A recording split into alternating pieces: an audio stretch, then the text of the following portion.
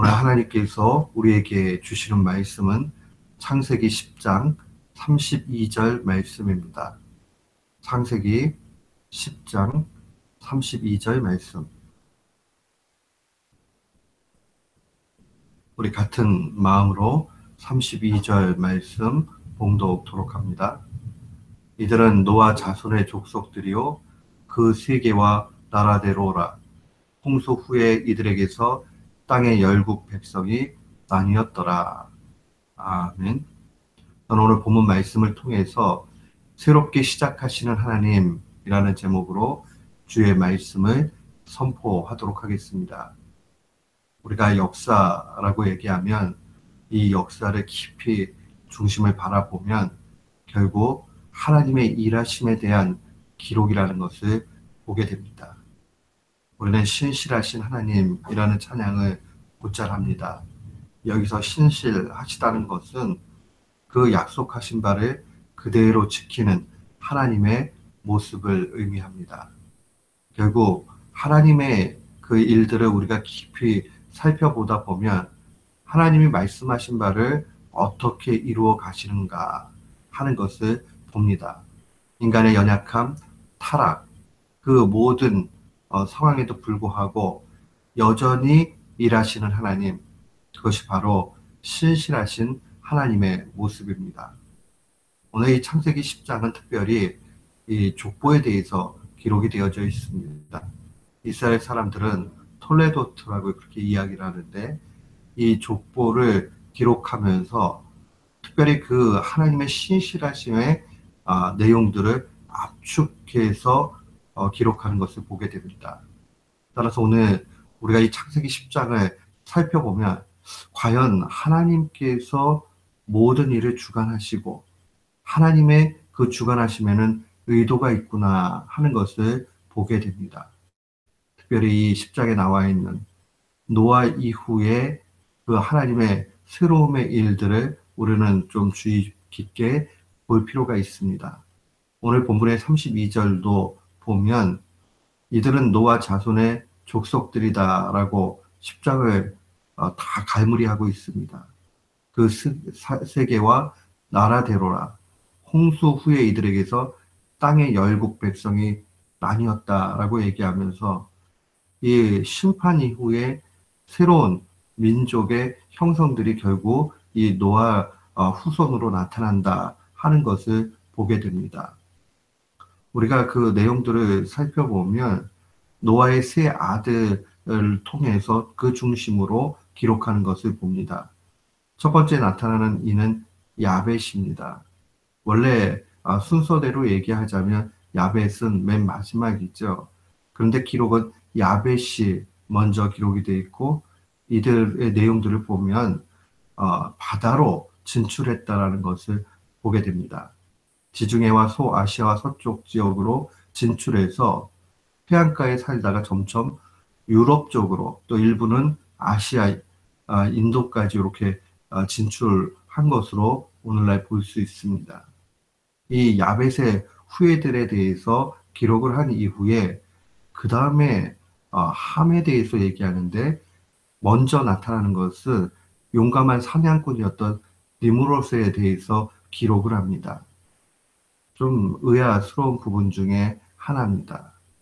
이 니무롯에 대한 기록이 상당히 그래도 전체 족보 안에서 몇 절을 기록하고 있는 걸 보면 여기에는 특별한 의도가 있다는 것을 봅니다. 이 함은 오늘날로 이야기하면 아프리카 지역, 중동 지역의 사람들입니다. 근데 이 사람들을 중심으로 해서 모든 문명이 나타났다는 것을 보게 되지요. 그래서 실제 인류학자들이 볼 때는 모든 문명의 시작을 함의 후예들, 특별히 이 아프리카 분들이다라고 그렇게 이야기를 합니다.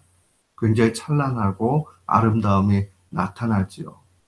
그런데 이 니무롯에 대해서 기록하고 있는 이유는 원래는 이 셈의 지역들을 이 니무롯들이 가서 그 강탈한 그러한 흔적들을 분명히 증거하고 있는 것 봅니다. 이것은 무엇을 의미합니까? 세상 가운데 강력하고 찬란하고 좋은 모든 것, 그것이 전부 다가 아니라는 겁니다. 왜냐하면 하나님의 시각에서 리무롯은 그다지 중요한 그러한 사람들이 아니었고 오히려 멸망을 받아야 되고 하나님의 심판 가운데 있는 사람들이기 때문에 그러합니다. 사랑하는 성도 여러분, 인생을 살아가는 데 있어서 우리는 얼마든지 찬란함을 추구해 갈 수 있는 욕구가 있습니다.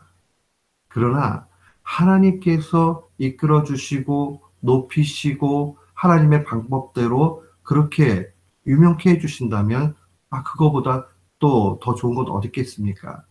그러나 자칫 잘못하면 정말 멋져 보이고 성공한 것 같이 보이고 찬란해 보여도 거기에 하나님의 뜻이 있지 않을 수 있다는 겁니다.